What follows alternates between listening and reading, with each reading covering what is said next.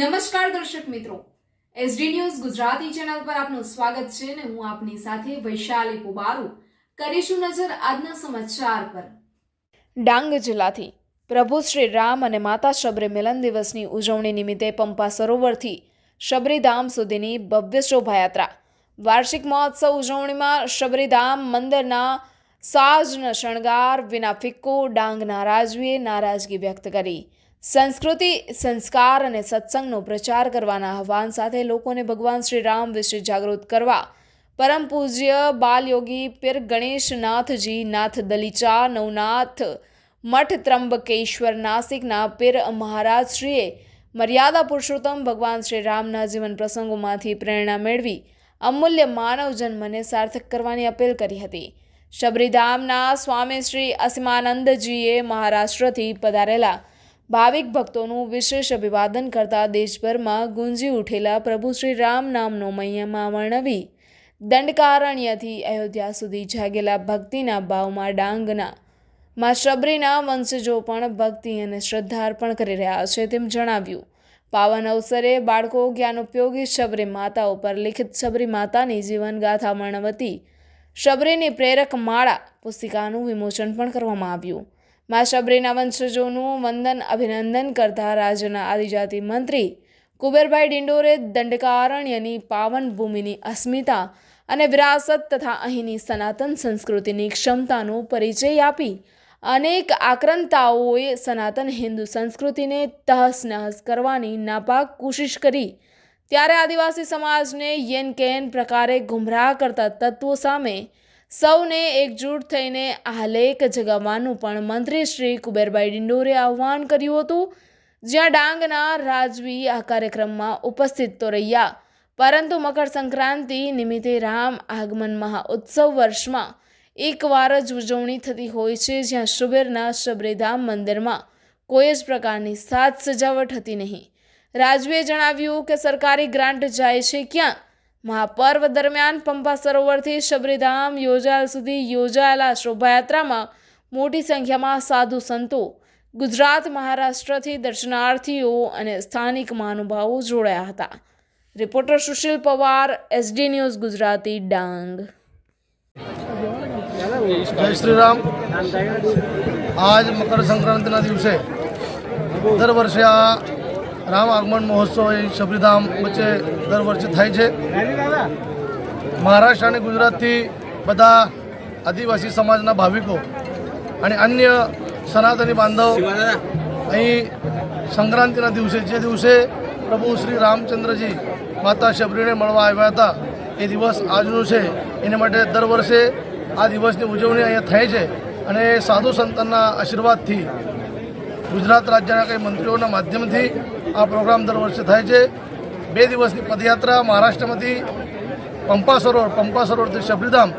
આ પદયાત્રામાં આ વર્ષે દક્ષિણ ભારતનું નાથ સંપ્રદાયનો જે નાથ દલિત છે એની ગાદીપતિ સ્વામી ગુરુ ગણેશનાથજી મહારાજ બી આ કાર્યક્રમના વચ્ચે આજ ઉપસ્થિત થયા હતા। એમના અધ્યક્ષના માધ્યમથી આ કાર્યક્રમનું આજ સમાપન થયું છે। આ કાર્યક્રમમાં મહારાષ્ટ્ર, ગુજરાત અને મધ્યપ્રદેશથી દર વર્ષે ભાવિકો અહીંયા આવતા છે અને સનાતન ધર્મની જાગૃતિ આ કાર્યક્રમના માધ્યમથી થાય છે। સૌને મારા નમસ્કાર। આજે મકર સંક્રાંતિનો દિવસ, ઉત્તરાયણનો દિવસ છે। તમામને ઢેર સારી શુભકામના। પણ આ મકર સંક્રાંતિ ઉત્તરાયણનો દિવસ અમારા આદિવાસી સમાજ માટે આ સૌભાગ્યનો દિવસ છે। સનાતન હિન્દુ સંસ્કૃતિના સંરક્ષણ સહવાગ એવા શબરી માતાએ જ્યારે રામની ભક્તિ કરી અને આરાધ્ય ઈષ્ટદેવ રામ દંડકારણ્ય વન આ ગ્રામ દેવતા શબરી માતાના દ્વારે સદેહ જ્યારે આને રામ લક્ષ્મણ શબરીનું મિલન થયું, રામનું આગમન થયું એ પ્રસંગ છે। એટલે આજે અમે બધા જ અમારા કાર્યકર્તા બંધુ ભગીની સંતો મહંતો સાથે મળીને પંપા સરોવરથી જે યાત્રા વર્ષોથી એ સંત સમિતિ ચલાવે છે એમાં અમે સહભાગી બન્યા છે અને 2 વર્ષથી અમે બધા જ મિત્રોએ જોડાઈએ છીએ અને આ દિવસે બધા જ મહારાષ્ટ્ર અને આપણા ગુજરાતના બધા જ સંતો મહંતો અને સાથે સાથે શબરી માતાના દર્શન કરવા માટે જે ભક્તો આવે છે એમને પણ અમે શુભેચ્છા પાઠવી છે। આ માતંગ ઋષિના આશ્રમથી નદીથી શરૂઆત કરીને છેક આ 8 કિલોમીટરની યાત્રા પદયાત્રા બધા જ યુવાનો વડીલો માતા બહેનો સાથે મળીને કરે છે અને રામ લક્ષ્મણ અને સબરીનું આ સાથેનું મિલન એ સમન્વયની જે ભાવના છે એ સમન્વય ભાવના પૂરા પ્રદેશમાં છે અને સનાતન હિન્દુ સંસ્કૃતિનું જે એની રક્ષણ કરવાનું કામ અને સંવર્ધન કરવાનું કામ એનો પ્રચાર પ્રસાર કરવાનું કામ એ આના માધ્યમથી થઈ રહ્યું છે. જી જય શ્રી રામ. રાજવી શ્રી વાસુના ધનરાજસિંહ. આજે અહીંયા પ્રોગ્રામ હતો. ભગવાન રામના પેલા ત્યાંથી જાત્રા નીકળી પંપા સરોવરથી અને અહીંયા મંદિર સુધી આવી. એમાં મેં જોયું તો બિલકુલ શણગાર વસ્તુ કંઈ જ નથી. કંઈ ગેટમાં કંઈ કલર કર્યો નથી અને કંઈ ધ્વજ લગાડવામાં આવ્યા નથી. આ તંત્રમાં બહુ ખોટ છે. કેમ કે અમારે દુઃખની બાબત છે કે અમે પૂર્વજો મા સબરીના સંતાનો છીએ. ડાંગના 5 રાજાઓ અને ઘણા બધા ભીલો, એ પૈકી 5 ભીલો તો અહીંયા બોલાવીને કંઈ સન્માનિત કરવા જોઈએ પૂજ્ય મા સામે.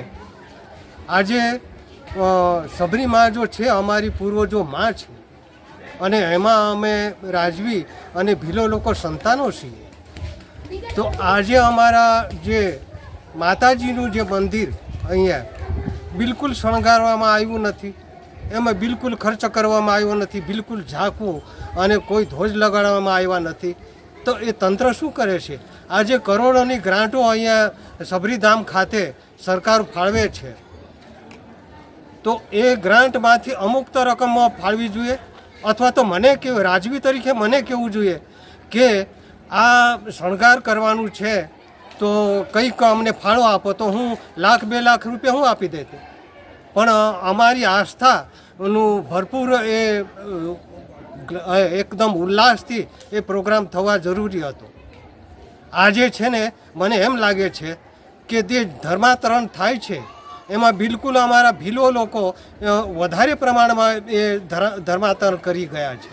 એમણે કોઈ માન સન્માન નથી. તે ધર્માંતરણ થઈ શકે કેમ કે એને થોડું માન સન્માન આવકારવું જોઈએ. અને વધુમાં એ કે દરેક જિલ્લામાં 25 30 કે 50 માણસોની એક ધર્મની ટીમ રહેવી જોઈએ કે તે ધર્મની ટીમ છે ને પ્રચાર પ્રસાર કરે અને દરેક ગામમાં એનો પ્રચાર વધે. આજે છે ને હું એક જ મારા દુઃખ સાથે કહું છું, વોટ અને ધર્મની ખોટ. વોટે છે તો ધર્મની ખોટ લાવી છે. ભલે હારી જવું પસંદ કરો પણ ધર્મ ના છોડો, ધર્મની ટેક રાખો કે જેથી કરીને આપણો ધર્મ ટકશે.